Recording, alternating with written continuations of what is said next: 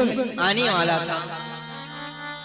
नारद जी महाराज एक दिन विचार किया कि कलयुग में बहुत पूजन पाठ इत्यादि होते हैं, धरती लोक में बहुत पूजन होते हैं। महाराज इतने पूजन पाठ होते हैं कि स्वयं वैकुंठाधिपति अपने वैकुंठ छोड़कर के धरती लोक में ही जाया करते हैं।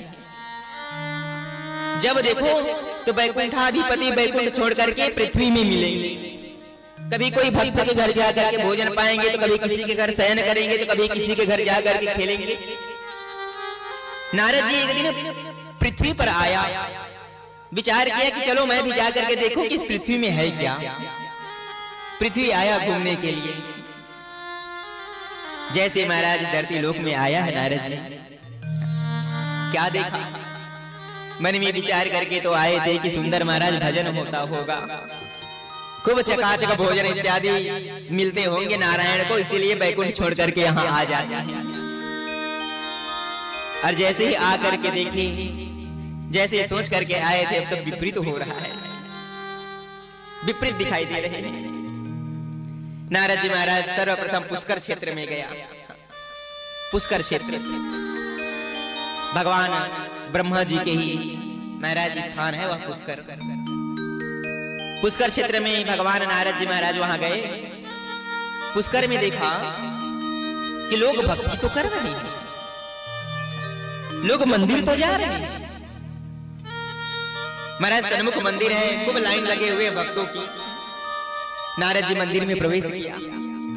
प्रवेश करके देखा इतने लंबे लाइन लगे हुए हैं, सभी के हाथ में महाराज सुंदर पुष्प है, श्रीफल इत्यादि रखे हुए हैं, अनेक प्रकार के सब व्यंजन इत्यादि रखे हुए हैं। परंतु जैसे लोग मंदिर में प्रवेश करते हैं, ठाकुर के सन्मुख जाते हैं कि जाते ही श्रीफल अर्पण करने से पूर्व क्या कहते हैं? कहते हैं कि भगवान मेरी मन की इच्छा पूर्ण हो जाए, मेरी मन की इच्छा पूर्ण हो जाए तो मैं आपको और श्रीफल आपको और छप्पर भर दूंगा। नारद जी महाराज कहने लगे, महाराज यहाँ भी घूस चालू है, जब तक घूस ना दो तब तक काम नहीं होगा। नारद जी महाराज सोच करके आए थे कुछ और दिखाई कुछ और दे रहे हैं। वहां गए तो है, हाथ में महाराज सुंदर पुष्प रखे हुए हैं, श्रीफल 56 भोग रखे हुए हैं, परंतु अर्पण अभी नहीं कर रहे हैं, दिखा रहे हैं उनको। और दिखा करके कह रहे हैं भगवान यदि मेरे मन की इच्छा पूर्ण हो जाए ना, तो ऐसे ही हम आपको और देंगे, आपको 2 श्रीफल देंगे। मेरे ठाकुर को देने के लिए हम जाते हैं। नारद जी महाराज कहने लगे, वाह रे संसारी, ये क्या हो गया?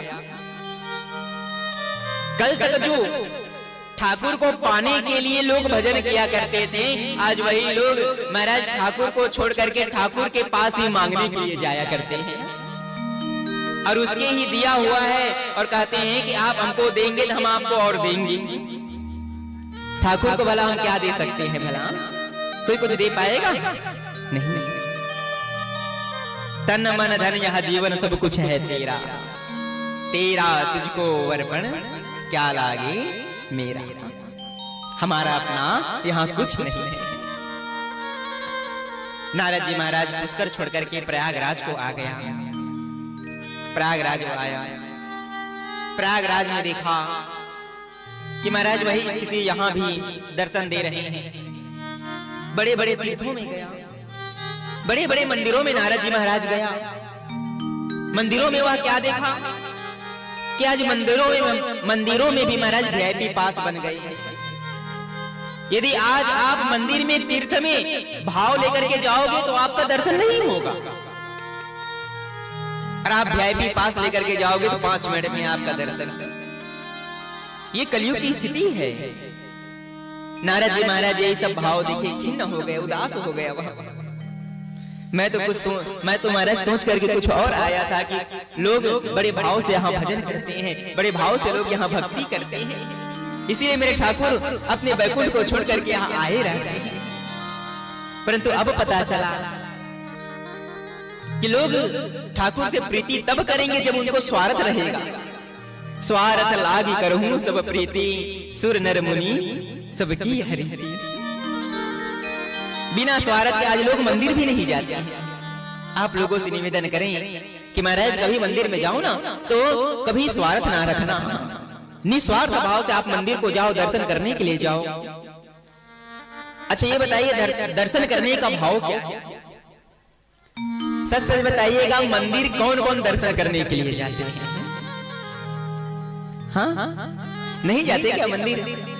कोई नहीं जाते। राम राम, कौन कौन जाते हैं मंदिर? बड़े भाव से राधे राधे कह दीजिए एक बार। हाँ, जाते हैं ना। अरे क्या हुआ, चल करके वहां तक नहीं जा रहे हैं तो मन को ही मंदिर बना लो ना, यह भी तो एक मंदिर है। कितने झूठ बोलते हो आप लोग, मंदिर ही नहीं जाते बोल रहे हैं। जाना चाहिए, दर्शन करना चाहिए। बड़े भाव से सुनिए दर्शन करने का भाव क्या है, हमें दर्शन कैसे करना चाहिए। आज लोग मंदिर तो जाते हैं दर्शन करने के लिए, परंतु वह दर्शन नहीं कर पाता है। क्यों? क्योंकि हम चल करके मंदिर तक जाते हैं, जब सन्मुख विग्रह आता है, सन्मुख जब महाराज ठाकुर आ जाते हैं तो हम लोग उनको देख करके नेत्र बंद कर लेते हैं, नेत्र बंद कर लेते हैं। और नेत्र बंद करके अब अपने या संसार वालों को याद करते हैं, उनके काम बना दो, इनके काम बना दो, मुझे ये दे दो, वो दे दो। गए हैं उनके द्वार में दर्शन करने के लिए और वहां जाकर के नेत्र बंद कर देते हैं और नेत्र बंद करके महाराज मांग करके वापस आ जाते हैं। ये दर्शन करने का भाव नहीं है। नेत्र बंद कहां करना चाहिए, बड़े भाव से सुनिए। दर्शन करने का भाव क्या है? जब आप मंदिर में गए हैं ना तो मंदिर में जाकर के सर्वप्रथम उनके द्वार पर बैठ जाइए, उनके द्वार पर बैठ जाइए और बैठ करके महाराज नेत्र बंद नहीं करना है हमें, अभी तो द्वार में बैठ करके सबसे पहले उनके चरणों को देखो, पहले उनके चरण को देखो, चरण का पूर्ण रूप से दर्शन करो। चरण का दर्शन करके अब सुंदर चरण के बाद उनके अग्रभाग घुटने का दर्शन करो, घुटने के बाद उनकी कटी भाग का दर्शन करो, कमर का दर्शन करो, कमर के बाद उनके वक्ष स्थलों का दर्शन करो, वक्ष स्थल के बाद उनके मुखमंडल का दर्शन करो, ब्रह्मांड का दर्शन करो। पैर से दर्शन करते करते करते करते पूरे ब्रह्मांड का आप दर्शन करो। पूर्ण रूप से आप ऐसे दर्शन करो कि जो सन्मुख मेरे ठाकुर बैठे हैं ना वो मेरे हृदय पटल पर आकर के बैठ जाए। अपने नयनन में बसा लो और ठाकुर को नयनन में बसा करके अब आप मंदिर से बाहर आ जाओ और मंदिर से बाहर आ करके अब आप किसी एकांत स्थान में जा करके बैठ जाओ और एकांत स्थान में बैठ करके अब नेत्र बंद करो। एकांत स्थान में बैठ करके अब नेत्र बंद करो और नेत्र बंद करके अब उनका चिंतन करो, जो मंदिर में हम देखे हैं उन्हीं का चिंतन करो और चिंतन करके महाराज अब जो मांगना है मन मंदिर में बैठे हुए ठाकुर से आप मांगना, वह मेरे गोविंद आपको हर कुछ दे देगा, सब कुछ वह स्वयं आ करके देगा आपको। कब? जब उसको हम अपने मन मंदिर में बैठाएंगे तब। तो हमें दर्शन कैसे करना चाहिए? खुले नेत्र से दर्शन करना चाहिए कि वहां नेत्र बंद कर लेना चाहिए? कैसे माताएं, क्या करना है? खुले नेत्र से दर्शन करना है, खुले नेत्र से, बड़े भाव से। अच्छा, इसके पश्चात एक और भाव याद आ गए, स्मरण आ गए, सो आपको बता रहे हैं। आज हम लोग क्या करते हैं, जहां भी जाते हैं किसी भी देवता का पूजन करते हैं, आरती करते हैं, आरती के पश्चात परिक्रमा लगाते हैं। जहां भी जाते हैं हमारा 3 परिक्रमा ही ठोक देते हैं, 3 परिक्रमा ही लगा देते हैं। परिक्रमा लगाने का भाव बड़े भाव से सुनिए। अर्ध परिक्रोहम शिवोहम, आधा परिक्रमा बाबा को लगती है, शिव जी को लगती है।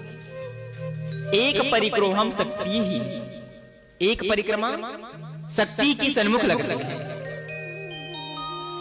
दुर्गा मैया, महामाया मैया, जितने उनके शक्ति स्वरूपा है, शक्ति स्वरूपा के सन्मुख कितने परिक्रमा लगाना चाहिए? केवल एक परिक्रमा लगाना चाहिए।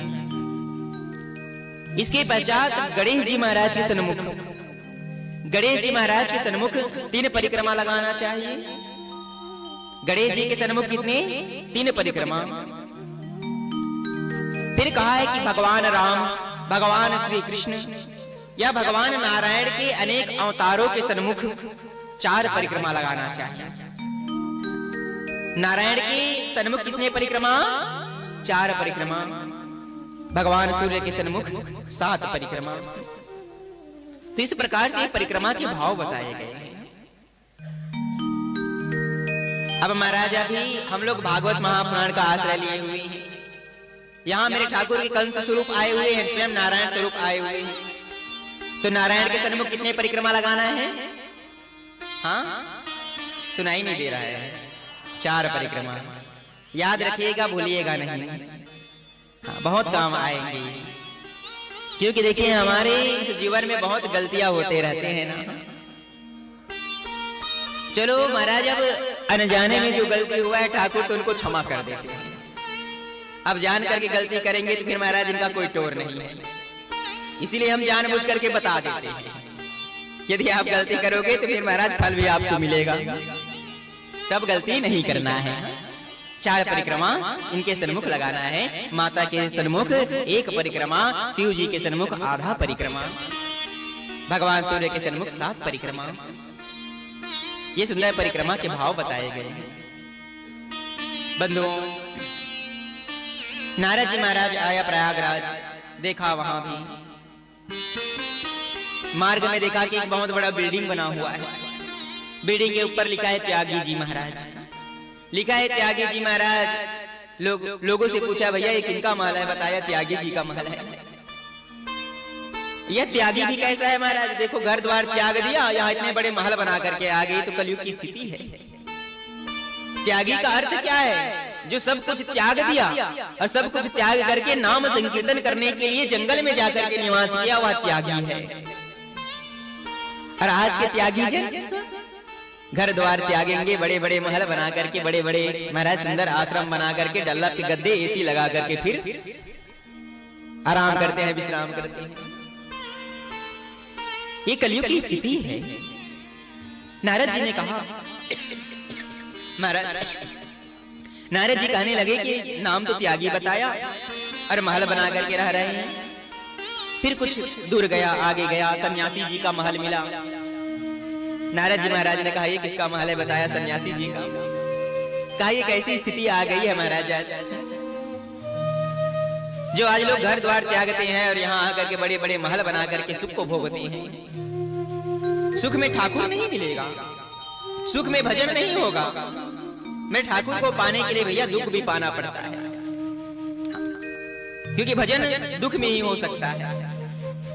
नारद जी महाराज खिन्न हो गया, उदास हो गया और खिन्न होकर के वापस अपने लोक को लौट गया।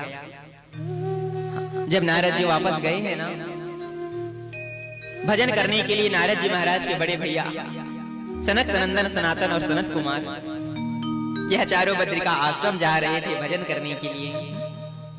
छोटे भाई नारद को देखा, उदास होकर के वह आ रहे थे। सनकादिक ऋषि कहने लगे, भैया नारद क्या हो गया? कथम ब्रह्मंदिर मुखा कुतः चिंतातुरो भवान, त्वरितम गम्यते कुत्रः कुतः चागमनम तव। कहा, भैया नारद क्या हो गया? कथम ब्रह्मंदिर मुखा, आपका यह मुख इतना मलिन क्यों है? क्या बात है? कुतः चिंतातुरो भवान, आप इतनी चिंता में क्यों दिखाई दे रहे हैं? क्या बात है भैया, आप बताओ ना। नारद जी महाराज ने कहा, क्या बताऊं भैया, पृथ्वी को सोच करके गया था। बहुत भजन होता है, संकीर्तन होता है। जाने के बाद पता चला है कि लोग तो स्वार्थ में जी रहे हैं। आज लोग मंदिर तब जाएंगे जब स्वार्थ पूर्ण करना रहेगा, भजन तब करेंगे जब स्वार्थ पूर्ण करना होगा। इससे पहले न लोग भजन करते हैं न मंदिर जाते हैं। उदास हो गए नारद जी महाराज, खिन्न हो गए। अपने भाई को बताते बताते बताते नारद जी महाराज सुंदर एक भाव को बता दिया।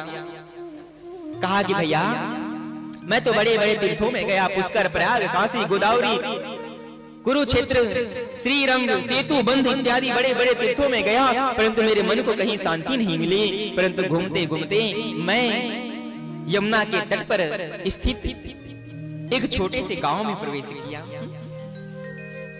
लोग उस गांव को बड़े भाव से वृंदावन के नाम से जानते हैं। यमुना के तट पर बसे हुए हैं, जहां यमुना महारानी मंद मंद प्रवाहित होती है।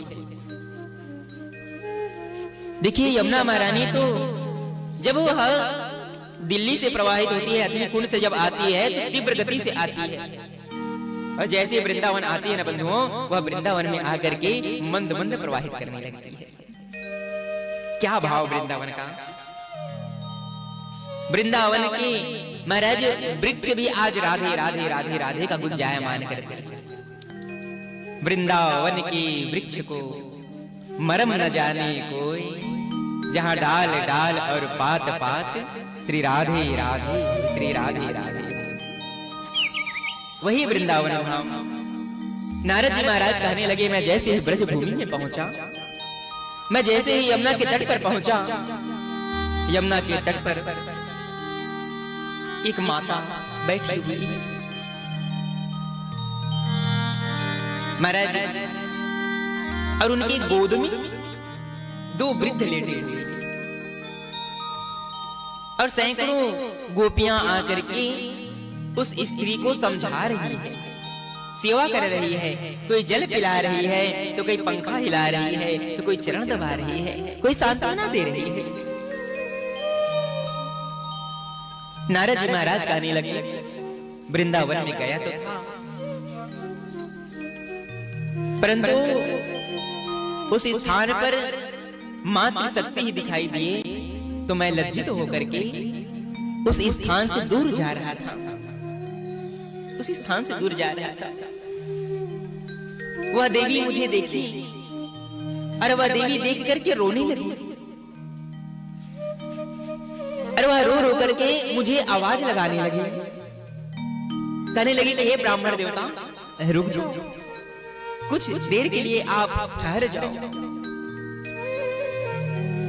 वह देवी कहने लगी, भगवान, भो भो साधु क्षणम तिष्ठत, मत चिंतामपि नाशयाः, दर्शनम तव लोकस्य सर्वथाघारम। वह मैया क्या कहने लगी, भगवान रुक जाइए, भो भो साधु क्षणम तिष्ठत, मत चिंतामपि नाशयाः। हे नारद देव, आप रुक जाइए, और कुछ रुक करके आप मेरी चिंता का समाधान कीजिए। जब नारद जी महाराज को वह माता बुलाई, नारद जी महाराज वहां गया। नारद जी कहने लगे कि हे देवी, तुम कौन हो? ये वृद्ध कौन है? वह युवती रो रो करके कहने लगी कि हे देव, अहम भक्ति रीति ख्याता, इमो में तनियो मतौ, ज्ञान वैराग्य नामानो काल योगेन जर्जरो। क्या कहने लगी मैया कि हे देवर्षि, मैं भक्ति हूं, लोग मुझे भक्ति के नाम से जानते हैं। अहम भक्ति रीति ख्याता, मैं यह संसार में भक्ति के नाम से प्रचलित हूं, प्रसिद्ध हूं। नारद जी ने कहा, ये दोनों वृद्ध कौन है? वह माता भक्ति कहने लगी, भगवान मैं मां हूं, और जो ये वृद्ध दिखाई दे रहे हैं, ये दोनों वृद्ध कोई और नहीं, इमो में तनियो मतौ, यह दोनों मेरे तनय है, यह दोनों मेरे पुत्र है। ज्ञान वैराग्य नामानो, एक ज्ञान है और एक वैराग्य है। नारद जी महाराज ऐसा आश्चर्य देखा। बंधुओं, होना तो ऐसा था कि मैया वृद्ध और पुत्र यवन होते, परंतु उस स्थान पर नारद जी ने क्या देखा कि मैया यवन होकर के बैठी है। मानो मैया महाराज वह 20 वर्ष की सुंदर स्त्री लग रही है, और उनके दोनों पुत्र वृद्ध हो गए हैं, ज्ञान और वैराग्य वृद्ध है। नारद जी कहने लगे, देवी ये ऐसा क्यों हो गया? ये तुम्हारे दोनों पुत्र वृद्ध कैसे हो गए? माता भक्ति रो करके कहने लगी, भगवान काल योगेन जर्जरो, ये कलयुग आ गया है, और कलयुग के प्रभाव के कारण आज किसी के अंदर ना ज्ञान है ना वैराग्य है। ज्ञान और वैराग्य की यह मान घट गई है, जिसके कारण मेरे दोनों पुत्र वृद्ध हो गए हैं और मैं एक माँ हूं। और एक माँ अपने नेत्रों के सामने वह भला कैसे अपने दोनों पुत्र को मरण अवस्था में देख पाएगी। अंतिम श्वास ज्ञान और वैराग्य ले रहे हैं, वृद्ध शरीर है। और महाराज एक पुत्र के वात्सल्य तो मातृशक्ति ही जान पाएगी। यदि महाराज संतानों के छोटे से चोट भी लग जाते हैं ना, तो मां के हृदय टूट जाते हैं। और उस स्थान पर आप दर्शन कीजिए ना, दो पुत्र है और दोनों वृद्ध अवस्था में पड़े हुए हैं, अंतिम श्वास ले रहे हैं। मैया दोनों को जगा रही कि बेटा एक बार तो मां कह दे, बेटा चल चल करके भोजन पान कर ले। परंतु महाराज आज वह दोनों पुत्र मरण अवस्था में पड़े थे। नारद जी महाराज से वह मैया भक्ति कहने लगी, भगवान आप कुछ कीजिए ना, आप कुछ कीजिए ना। नारद जी महाराज क्या दृश्य देखा है। नारद जी महाराज देख करके कहने लगे, है मैया ये बताइए आप यौवन और ज्ञान और वैराग्य वृद्ध कैसे हो गए हैं। माता भक्ति कहने लगी, भगवान मैं भक्ति उत्पन्ना द्रविणे साहम वृद्धिम कर्नाटके गतः। मेरा जन्म महाराज द्रविड़ देश में हुआ था और मैं द्रविड़ देश से जन्म लेकर के पूरे संसार में भ्रमण की। जहां जहां अधिक भक्त दिखाई देते थे, मैं उन भक्तों के हृदय में जाकर के बैठ जाती थी, इसलिए मैं यवन हो गई। जिस स्थान पर ज्यादा भक्ति दिखाई देते हैं, उस स्थान पर भक्ति यवन हो जाती है, और जिस स्थान पर ज्ञान और वैराग्य क्षीण हो जाते हैं, उस स्थान पर ज्ञान और वैराग्य वृद्ध हो जाया करते हैं। नारद जी कहने लगे, क्या वृंदावन में ज्ञान और वैराग्य नहीं है। माता भक्ति कहने लगी, नहीं भगवान वृंदावन में केवल भक्ति है, वृंदावन में कोई ज्ञान नहीं है। वृंदावन में क्या है, केवल भक्ति है, जिसके कारण माता भक्ति यवन हुई है और ज्ञान और वैराग्य वृद्ध हो गए। क्योंकि वृंदावन के लोग ज्ञान अर्जन करना नहीं चाहते। क्यों? क्योंकि महाराज यदि हम ज्ञान अर्जन कर लेंगे, यदि महाराज हम बड़े पोस्ट में जाकर के बैठ जाएंगे, तो हम अपने ठाकुर को भूल जाएंगे, और ठाकुर के नाम से बड़ा कोई ज्ञान नहीं है। इसीलिए वृंदावन में भक्ति यवन हो गई है। माता भक्ति यवन होकर के बैठी थी। ज्ञान वैराग्य जो वृद्ध अवस्था में पड़े थे, नारद जी ने कहा, मैया आप निश्चिंत रहिए, आप धीरज धरिए, हम अभी कुछ करते हैं। नारद जी महाराज त्रिभुवन में भ्रमण किया, आकाशवाणी हुआ। आकाशवाणी ने कहा, नारद तुम सत्कर्म करो। नारद जी महाराज सत्कर्म अब खोजने लगे। बड़े बड़े ऋषि मुनि के पास में गए, कहा भैया कोई सत्कर्म बताओ। बड़े बड़े ऋषि मुनि भी नारद के सामने हाथ जोड़ लिए, कहा ये तो देवताओं के ऋषि है। अरे महाराज आज सत्कर्म सभी देवताओं के ऋषि को मालूम नहीं है, तो हमको कहां से मालूम होगा। त्रिभुवन में घूमते घूमते घूमते घूमते आज नारद जी महाराज मेरे ठाकुर के सन्मुख पहुंचा है। ठाकुर के सन्मुख पहुंचा, ठाकुर से पूछा, ठाकुर ने बताया, मेरे गोविंद ने बताया, कहा कि हे नारद तुम जाओ और ब्रज में जाकर के, वृंदावन में जाकर के ग्रंथों का सुंदर महाराज पठन पाठन कर दो। नारद जी महाराज गीता का पाठ किया। जब तक गीता चलता रहा, ज्ञान वैराग्य खड़े होकर के महाराज सुंदर कथा सुनी। जैसे ही कथा पूर्ण हुआ, फिर वह वृद्ध हो जाया करते थे। एक एक करके नारद जी महाराज 17 पुराण सुनाए, परंतु ज्ञान और वैराग्य यवन नहीं हुए। अंत में नारद जी महाराज सभी पुराणों का सार श्रीमद् भागवत महापुराण को ज्ञान और वैराग्य को सुनाया। अब अभी कहा मेरे ठाकुर के गांव वृंदावन क्या है? वृंदावन कोई तीर्थ नहीं है, आपको बताएं। कभी आप ब्रज जाओ, वृंदावन जाओ, तो तीर्थ समझ कभी आप घूमने के लिए ना जाइएगा।